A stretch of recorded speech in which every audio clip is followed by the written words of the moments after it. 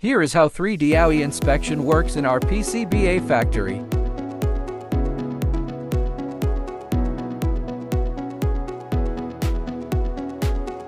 Once the boards complete SMT assembly and soldering, they move to the 3D AOI inspection stage. At this step, the system checks for missing components, wrong placement, polarity errors, solder joint defects, and other assembly issues.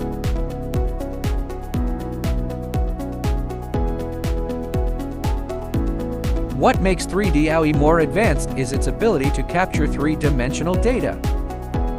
It does not only inspect the surface, but also measures the height, shape, and volume of solder joints for more precise results.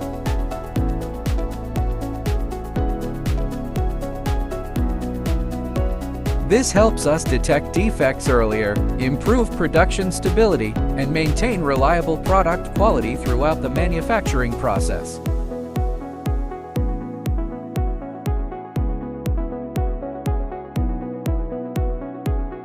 In electronics manufacturing, every detail counts.